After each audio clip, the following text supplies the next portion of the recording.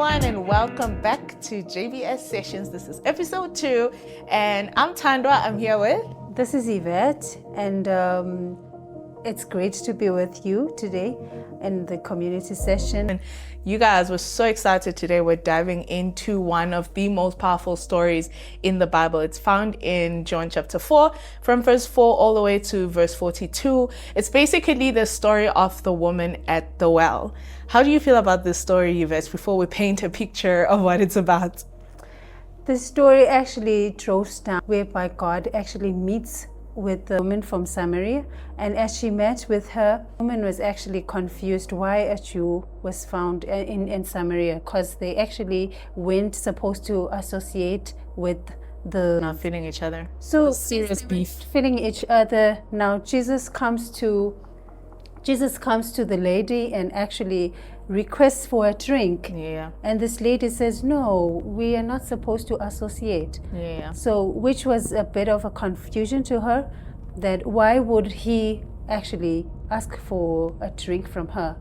But as the story goes on, now Jesus mentions that he's actually not speaking of like the physical type of water. He was referring to like the living water.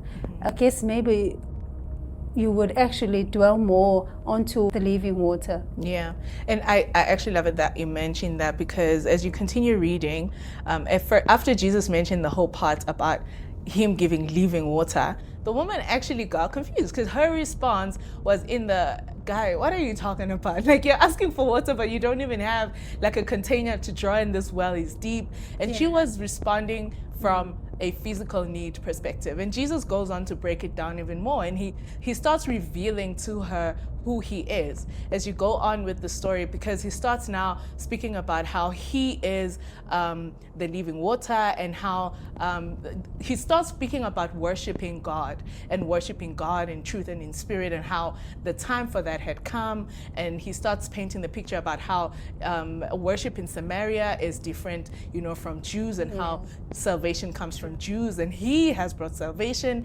And when he says that, it's like it starts clicking to the woman, because then she mentions something about, hey, I'm aware that there's a Messiah coming called Jesus, but she speaks about it as an idea, only to find he's right there. And then when Jesus says, I am the guy that you're talking about, like when you continue reading the story, it's like this woman's life changed forever, because after that moment, she goes into the city of Samaria and she starts telling everyone.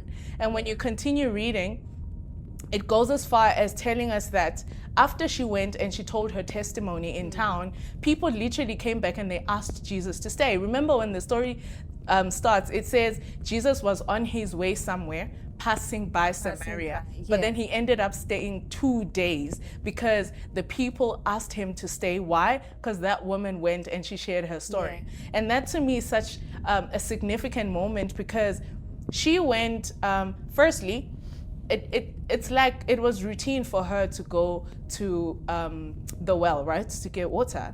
And then Jesus was passing by.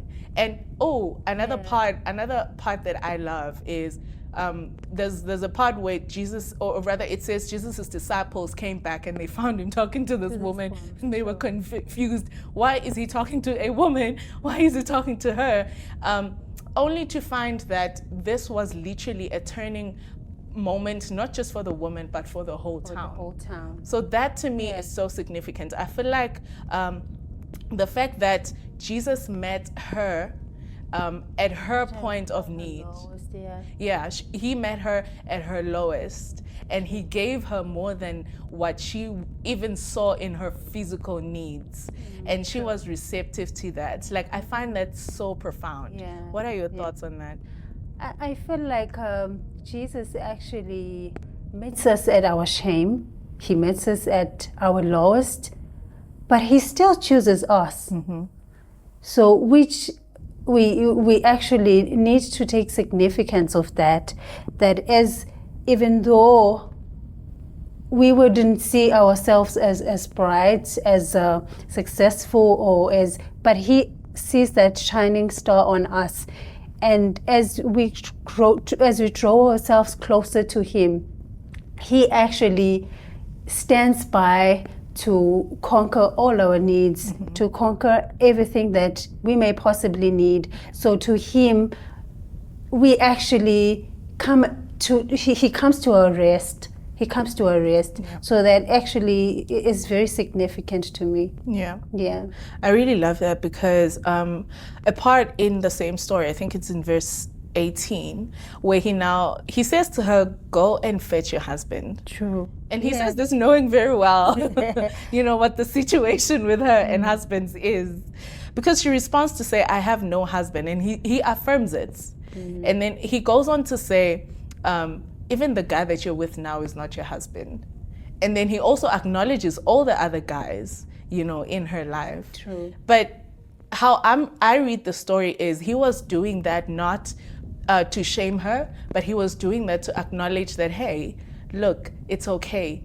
I know everything about you, and I'm inviting you to have my living water, knowing everything about you. I'm not here to shame you. I'm not here, to judge you. I'm just here because I want to give you love, and I want to give you eternal life. Yeah. I want to give you salvation. And I think that is something that is just amazing. Which actually shows to us and to also the community that you don't have to be perfect to be able to draw from the living water. But you just come as you are, and God will accept you just the way that you are, and you will find rest in Him. Yeah, that is so good, that you don't need to change. And I think we've normalized this so much in our environment that you hear people saying, I gotta change and then go to Jesus. I gotta change and then go to church. But the reality is He says, come as you are. He is going to be the one doing the changing, doing the working, the transformation in you as you walk your journey with Him. Yeah. I think that's such a beautiful story. Yeah, it is indeed a beautiful story. Any final thoughts? Well, my final thoughts could be, we need not to worry about anything. When you're in God, you should be settled. When you're in God, He covers all your needs. So most of all, come as you are. Yeah. Come as you are. Yeah, 100%. I think my final thoughts are, just because this woman went and she told her story in the town, people or other people in the town also got to experience Jesus and have their lives changed. So it's just to encourage everyone, the whole community, that once God does something for you, tell that testimony. It might be that one thing that someone's been desiring to hear, because it will change their life as well. So there is power in testimony. You're not just telling a story because you can talk, but you're telling a story because it literally will change somebody's life. It definitely would. Yeah. Do you want to sign us out? Well, this is JubalSounds. Continue to subscribe, like, and share. We'll see you in our next shot. Bye.